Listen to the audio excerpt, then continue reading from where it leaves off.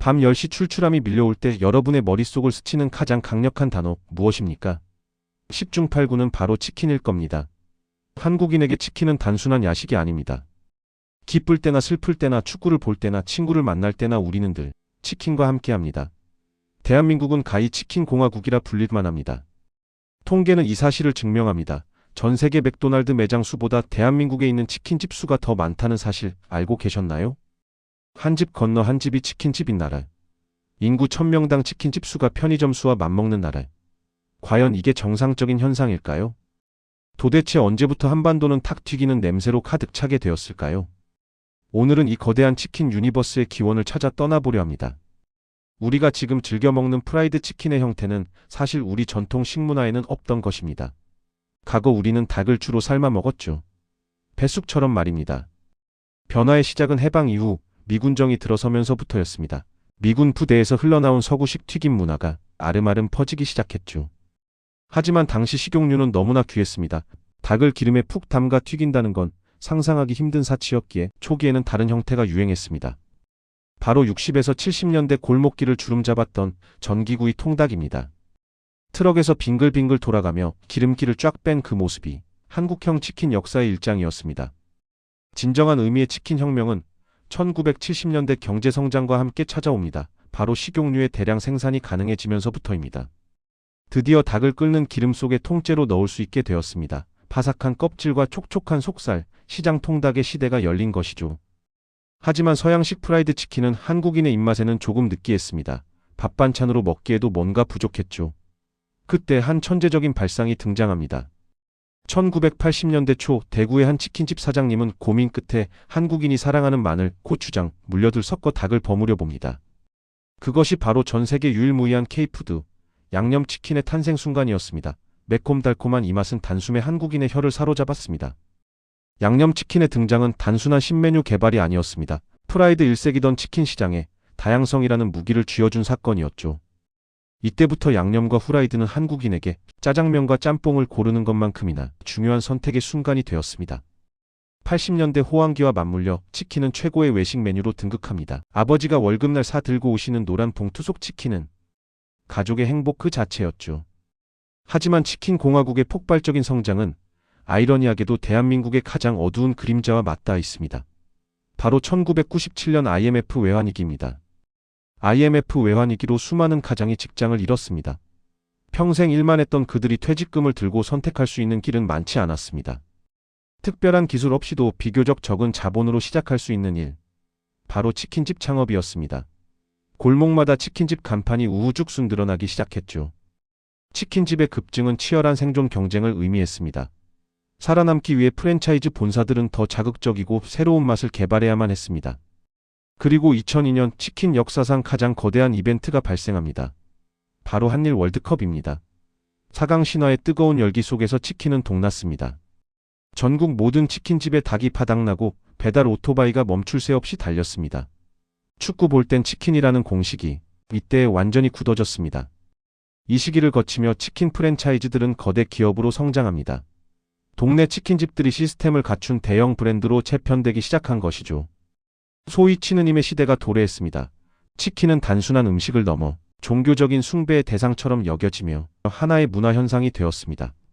한국 특유의 빨리빨리 문화와 결합한 배달 문화는 치킨 공화국의 영토를 집 안방까지 확장하는 데 결정적인 역할을 했습니다. 전화 한 통이면, 아니 이제는 앱터치 몇 번이면 30분 안에 뜨끈한 치킨이 내 눈앞에 나타나는 마법 같은 나라가 된 것입니다. 치킨 공화국의 가장 강력한 문화 상품은 뭐니 해도 치맥입니다. 바삭한 치킨과 시원한 맥주의 조합은 한국인의 소울 푸드 콤비가 되었죠. 한강 둔치에서, 야구장에서, 퇴근길 호프집에서 치맥을 즐기는 모습은 한국의 가장 일상적이고 행복한 풍경 중 하나입니다. 흥미로운 것은 이 치맥 문화가 한류 드라마를 타고 전 세계로 퍼져나갔다는 점입니다. 드라마 별에서 온 그대가 기폭제가 되었죠. 중국 대륙이 치맥 열풍에 휩싸였고 한국을 방문하는 관광객들의 필수 코스에 치킨집 방문이 포함되기 시작했습니다. 이제 K치킨은 김치 불고기를 넘어 가장 트렌디한 한식의 대표 주자가 되었습니다. 뉴욕, 파리, 런던의 거리에 한국 치킨 브랜드 간판이 걸리고 있습니다.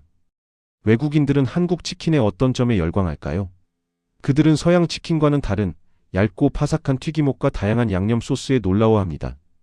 간장치킨, 파닭, 시즈닝 치킨, 그리고 최근에 마라치킨까지 한국 치킨의 진화는 멈추지 않습니다. 이 엄청난 다양성이야말로 치킨 공화국이 가진 최고의 경쟁력이자 전 세계 어디에서도 볼 수 없는 독특한 식문화 현상입니다. 하지만 화려한 조명 아래에는 늘 짙은 그림자가 드리우기 마련입니다. 치킨 공화국의 성공 신화 뒤에 가려진 씁쓸한 현실을 들여다볼 차례입니다. 퇴직하면 치킨집이나 하지 뭐, 이 말은 한국 사회에서 자영업의 진입 장벽이 얼마나 낮은지, 그리고 얼마나 치열한지를 보여주는 슬픈 농담입니다. 한 집 건너 한 집이 치킨집이라는 말은 그만큼 경쟁이 지옥 같다는 뜻입니다. 닭을 튀기는 사장님의 등 뒤는 늘 식은땀으로 젖어 있습니다.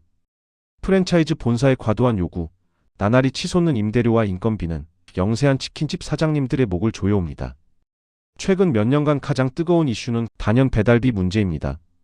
배달앱 시장의 독점과 배달 대행 수수료 인상은 점주와 소비자 모두에게 부담을 떠넘겼습니다. 치킨 한 마리 2만 원 시대, 소비자는 비싸다고 아우성이고 점주는 남는 게 없다고 하소연하는 기이한 구조가 고착화되었습니다. 여기에 대형마트의 반값 치킨 공세까지 더해지면서 골목상권의 위기감은 그 어느 때보다 높습니다. 치킨 공화국은 어쩌면 수많은 자영업자의 피와 땀, 그리고 눈물 위에 세워진 위태로운 성일지도 모릅니다. 우리가 맛있게 먹는 치킨 한 조각에는 이 사회의 치열한 생존 경쟁과 경제 구조의 모순이 고스란히 담겨있는 셈입니다. 그럼에도 불구하고 우리는 오늘 밤 또다시 배달앱을 켭니다. 왜일까요? 우리에게 치킨은 대체 무엇이기에 이토록 끊을 수 없는 걸까요? 한국인에게 치킨은 단순한 음식 이상의 위로이기 때문입니다. 고단한 하루를 마치고 맥주 한 캔과 함께 뜯는 닭다리 하나의 행복, 월급날 아버지의 손에 들려있던 노란 봉투의 추억, 친구들과 함께 모여 응원하며 먹던 그 열기의 기억이 치킨에 묻어있기 때문입니다.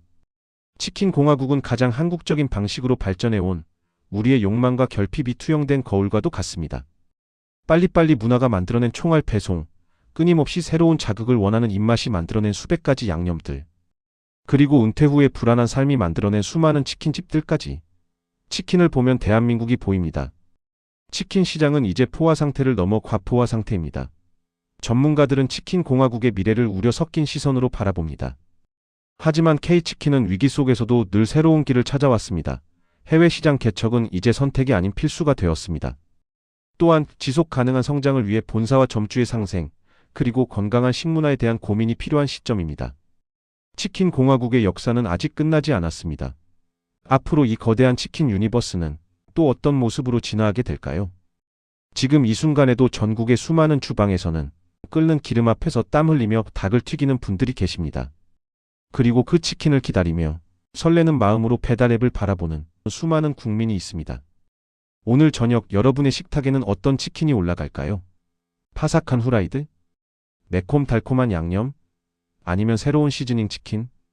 무엇을 선택하든 그 안에는 지난 반세기 동안 대한민국이 달려온 치열하고도 뜨거운 역사가 함께 튀겨져 있다는 사실을 기억해 주시기 바랍니다. 지금까지 대한민국을 치킨 공화국으로 만든 맛의 연대기였습니다. 시청해 주셔서 감사합니다.